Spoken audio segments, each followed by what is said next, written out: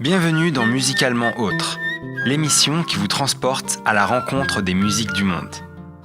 Guidés par la passion et l'expertise des artistes qui se produisent sur la scène du patronage laïque Jules Vallès, nous vous ferons découvrir des instruments et des musiques aux sonorités dépaysantes.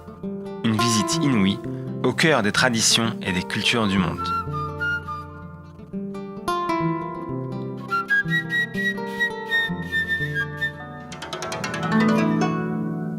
Et c'est justement de dialogue et de paroles musicales échangées dont nous allons parler aujourd'hui avec mes deux invités. La première est joueuse de guqin, un instrument traditionnel à cordes pincées venu de Chine. Bonjour Lingchen Meng. Bonjour. Vous êtes accompagnée de votre partenaire sur scène et joueur de violoncelle, Mathieu Lecoq. Bonjour. Bonjour. Alors, guqin et le violoncelle, la France et la Chine, je devrais même dire l'Europe et la Chine. Vous avez voulu faire dialoguer sur scène et par la musique ces deux instruments. Comment l'idée vous est venue ? Alors, notre rencontre s'est faite à Salgavo lors du gala du Nouvel An chinois. Lingchen jouait du guqin et moi je jouais du piano avec un guzheng. Je jouais une musique d'un compositeur shanghaïen. Donc moi l'aventure chinoise avait déjà commencé depuis un moment et on s'est rencontrés, on a parlé et puis on s'est revus à 2-3 occasions de concerts où elle jouait et moi je jouais des musiques chinoises aussi, et il a bien fallu qu'un jour qu'on décide de jouer ensemble.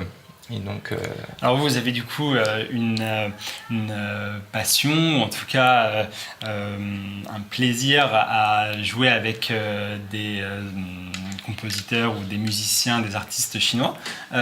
Vous, est-ce que vous avez aussi une curiosité pour le violoncelle ou, Ouais, en fait, c'est la première fois que je travaille avec un instrument oriental. Oui. Ouais. Donc, je pense que ça marche très bien. Et puis, j'aime beaucoup le violoncelle personnellement. Donc, je pense que c'est un très bon choix. Parfait, merci. Alors, est-ce que y a une forme de peut-être de complémentarité entre les deux instruments ? Pourquoi est-ce que finalement c'est à la fois le guqin et le violoncelle que vous avez choisi l'un et l'autre, parce que peut-être, moi je sais que vous jouez du piano oui, aussi, je ne sais pas si vous jouez d'un autre instrument, mais alors peut-être que c'est un choix en tout cas qui est particulier, singulier. Est-ce qu'il y a peut-être une complémentarité entre les deux instruments ? Est-ce qu'il y a... Dites-moi. Moi, je pense, en fait, le guqin, il est le plus important, il est un des plus importants instruments pour les Chinois. Et puis, c'est un instrument au son doux. Je pense que le son de violoncelle, il peut le répondre. Ah, très bien. Très bien. Donc, il y a une sorte de complémentarité dans le son des instruments. Parfait. Alors, justement, j'aimerais que nous parlions un peu plus du guqin. Alors, en chinois, gu signifie ancien et qin instrument. Alors du coup le guqin c'est donc un très ancien instrument à cordes pincées. Son apprentissage il était réservé à l'élite de la société chinoise qui d'ailleurs en jouait assez peu en public. C'était vraiment dans l'intimité des maisons chinoises. Ce qu'on dit souvent c'est que dans le guqin on retrouve toute la subtilité et la symbolique de la société chinoise. Est-ce que vous pourriez nous en dire un peu plus sur cet instrument ? En fait, c'est l'un des plus anciens instruments chinois. On peut dire que c'est le père de la musique chinoise. Donc, il y a plus que 3000 ans d'histoire déjà. Ouais, on ne sait pas vraiment quand a apparu le guqin, mais on peut dire que c'est au moins 3000 ans. 3000 ans. Oui, voilà. Et puis... pourquoi c'est très important pour les Chinois? C'est une très bonne question. En fait, les joueurs du guqin, souvent, c'est des lettrés. Donc, on dit que c'est un instrument des sages. Voilà, par exemple, des Confucius. Ah oui, c'est vrai que c'est un instrument, on voit souvent des représentations de Confucius en train de jouer du guqin. Alors, dans l'organologie de l'instrument, alors c'est un instrument qui est composé de 7 cordes aujourd'hui. Alors il y en a eu moins, parfois il y en a plus. Aussi, dans sa fabrication, il y a des liens avec la culture chinoise, avec la société chinoise. Vous voulez dire la forme? Oui, la forme. D'accord. En fait, la forme, on peut dire c'est aussi la forme de humain. D'accord. Il a une tête, et puis le cou. Après, c'est ici, on dit comment en français? La taille. Voilà. D'accord, c'est exactement comme une personne, la forme. Voilà. Ah oui, il y a une sorte Qu'on retrouve chez le violoncelle aussi, je trouve. très bien, je très bien. pense. Voilà, encore un pont entre les deux instruments. Parfait. Il y a aussi différentes techniques de jeu du Guqin. Alors, Oui. j'en connais 3. Est-ce que vous pouvez nous en parler? Le premier, c'est corde à vide. D'accord. Donc, on dit le son de corde à vide, c'est le son de la terre. Mhm. Et puis, il y a harmonique, c'est fan yin. On dit c'est le son du ciel. Et puis, quand on pense les cordes, le son, on dit c'est le son du mont. Parfait. C'est déjà très poétique. Il y avait aussi un rapport entre les cordes et les éléments. Est-ce qu'il n'y a pas un rapport entre les éléments, le métal, le bois et les cordes? D'accord.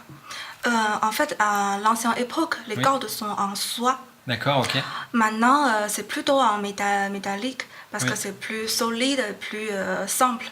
Parce qu'en D'accord. soie, c'est un peu faible, il faut changer tout le temps. Donc, ouais. Mais le son meilleur, c'est du soie. Parce D'accord, que c'est traditionnel. Ouais. Et c'est maintenant très rare de trouver des cordes faites en soie. C'est pas très rare, on fabrique encore, D'accord. mais c'est plus cher. Ah oui, d'accord, je comprends. Ouais. Parfait. Alors, merci beaucoup. Je voudrais qu'on s'intéresse maintenant je dirais, à des perceptions entre la musique chinoise et la musique occidentale. Dans la musique occidentale, c'est vrai que elle est très liée en fait au temps, à la mesure. On s'est inspiré des battements du cœur pour écrire les partitions, rythmer la musique. En Asie, c'est peut-être plus le souffle vital, le qi, qui guide les musiciens. Est-ce que vous pouvez l'un et l'autre nous donner votre avis sur la question? C'est vrai que moi, quand j'ai découvert la musique chinoise, j'ai tout de suite vu que c'était une autre façon de la concevoir et de l'écouter en fait. Je ne pouvais pas l'écouter de la même manière que j'écoutais la musique classique occidentale. Et il y a une grande spiritualité, subtilité, et en particulier dans le Guqin, parce qu'il y a plusieurs genres de musique en Chine, plusieurs genres d'opéra, plusieurs époques, comme toutes les musiques. Et la musique du Guqin, c'était vraiment... il y avait vraiment une poésie derrière chaque pièce. Et d'ailleurs, ce qui était amusant dans une des répétitions, quand je parlais des œuvres de Bach que je vais jouer, elle me dit « Quelle est l'histoire ?» Mais il n'y a pas d'histoire, c'est une sarabande, c'est une danse, l'histoire ne va pas au-delà. Et il n'y a pas cet aspect justement poétique et spirituel de l'énergie vitale. Et dans la façon d'aborder l'instrument, d'attaquer les premières notes, est-ce qu'il y a une importance à justement s'imprégner de ce chi, de cette énergie vitale lorsqu'on commence à jouer? Oui, je pense. Et comme toutes les cultures chinoises, par exemple le peinture, calligraphe et taiji, qigong, Guqin aussi, quand on joue, il faut être relax. Oui. Et on respecte le souffle de nous-mêmes. Donc quand on joue, on suit le rythme de... Comment ça va? Respire. D'accord, de respiration. Merci. Alors, on va s'intéresser peut-être maintenant un peu plus au violoncelle. C'est intéressant d'avoir... Pourquoi est-ce que vous avez choisi le violoncelle pour le Guqin? Alors, vous nous l'avez déjà dit un petit peu, mais ce qui est encore plus singulier, c'est que vous avez choisi de jouer du Bach. Est-ce que vous pourriez nous expliquer ce choix? Alors, dans la conception du concert, le premier défi, c'était de jouer des morceaux ensemble, évidemment. Donc, c'était un des premiers travaux qu'on a fait. Et puis, on voulait aussi montrer dans le voyage aussi chacun son monde mieux concevoir après la différence de l'apport et des deux instruments ensemble. Donc il fallait montrer aussi chaque instrument séparément. Bon, dans l'histoire du violoncelle, Bach est un monument et peut-être une des choses les plus représentatives et une des plus connues pour violoncelle. Donc j'ai voulu jouer du Bach pour ça. Et j'ai choisi les sarabandes en particulier parce que justement je trouvais en particulier dans ces pièces et même dans Bach, il y a une grande spiritualité, c'est une musique très, on va dire, très savante et qui, pour moi, nécessite un peu la même poésie, la même écoute que quand on écoute la musique chinoise. Un imaginaire poétique. Et les sarabandes, justement, cherchent non pas cette démonstration qu'on peut trouver dans des œuvres peut-être plus modernes, plus romantiques ou qui arriveront plus tard, mais justement cette poésie qui essaye d'exprimer le gutting aussi. Très bien. Et alors, c'est vrai que on a l'habitude ici en France et en Europe de rapprocher le violoncelle de la voix humaine par la tessiture qu'il propose. Et en préparant l'émission, je me suis dit qu'effectivement, le gutting, c'est un instrument qui est assez souvent joué en solo, solitaire, et que lorsqu'il est accompagné par la voix de celui qui en joue. Et donc je trouvais intéressant l'idée que finalement un des instruments qui se rapproche peut-être plus de la voix humaine puisse accompagner le gutting. Est-ce que vous avez ressenti ça quand vous jouez ensemble? Oui, c'est quelque chose qui, de ce fait-là, inconsciemment, c'est bien marié en fait entre les deux. Je pense que c'est lié et la particularité du violoncelle, c'est de pouvoir jouer à la fois avec l'archet, mais aussi en passant les cordes, d'avoir des techniques apparentes au gutting et pas les mêmes possibilités justement parce que le gutting s'est développé exclusivement sur ça et le violoncelle c'est quelque chose qu'on explore moins, même si on explore quand même. Et du coup, moi, le fait de travailler gutting a permis d'explorer une partie de mon instrument. Oui. Utiliser plus de techniques de cordes pincées finalement avec l'archet. C'est ça. Et puis une autre chose aussi, c'est que la musique chinoise principalement est fondée sur 5 notes sur une gamme pentatonique. La plupart des musiques, pas toutes, mais et la musique de Bach où on va jouer un morceau de Saint-Saëns ensemble aussi. Elle n'est pas basée seulement sur 5 notes. Et donc le défi pour le gutting, c'est de pouvoir jouer justement ces autres notes, de jouer des choses qui ne sont pas faites pour le gutting et inversement pour le violoncelle. Excellent. Alors du coup, je voudrais finir l'émission par le dialogue, puisque c'est vraiment ce qui est au cœur de votre projet. Si on reprend l'étymologie du mot, dia, c'est l'écart qui permet un cheminement, une exploration, et logos, c'est le langage commun, celui de l'intelligible. Ainsi, c'est par cette expérience, vous ne cherchez pas à montrer les différences qu'il peut y avoir entre les deux instruments, mais vous les maintenez en regard, en vis-à-vis l'un de l'autre. D'ailleurs, ça se voit sur la scène, puisque vous jouez en face l'un de l'autre. Et donc, de cet écart, il va naître de l'antre, un antre opératoire, et qui permet à vos deux instruments de travailler et de produire du commun. Ce qui se passe finalement dans l'intervalle entre dans l'antre entre vos deux instruments. Et c'est cet antre-là, ce commun-là qui m'intéresse. D'après vous, qu'est-ce qui promeut? Est-ce qui permet de réinterroger sa manière de jouer? Est-ce que vous percevez la musique autrement par justement cet exercice que vous faites?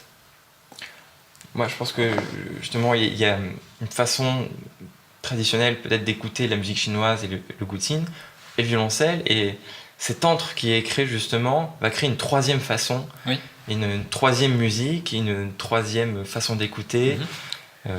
Ça promeut une nouvelle façon d'écouter la musique. Encore une nouvelle façon, encore inconnue. Et alors, est-ce que vous pourrez décrire, même en ressenti, comment on pourrait décrire cette nouvelle façon d'écouter la musique? Qu'est-ce qu'elle a finalement de nouvelle? Est-ce que c'est par l'émotion qu'elle véhicule? Est-ce que c'est par justement les sons qu'elle produit, par l'harmonie qui est créée entre les deux instruments? Comment justement cette nouvelle façon d'écouter Qu'est-ce qu'elle a de nouvelle finalement cette fois-ci? Par exemple, on a choisi quelques morceaux traditionnels de Guqin. En fait, c'est pas fait pour le violoncelle. Et quand le son de violoncelle, il ajoute dedans, on travaille ensemble. Je pense que pour les spectateurs chinois, ça va être un peu choqué. Et parce que c'est totalement différent. Et puis, en fait, le son de Guqin, il ne peut pas... les notes, il ne peut pas continuer très longtemps, il ne peut pas durer très longtemps. Donc le violoncelle, il peut me compléter. Oui, c'est ça. Parfait. C'est excellent. Ça rappelle bien ce qu'on disait en introduction. Ça veut dire vraiment aller trouver finalement chez l'un ce qui peut déranger en fait les habitudes, mais déranger dans la bonne bon sens du terme, puisque ça permet justement de promouvoir quelque chose d'un peu neuf, d'un peu nouveau dans les habitudes. Et en dérangeant ces habitudes-là, on arrive à créer en fait une nouvelle écoute et à produire du neuf finalement pour le public.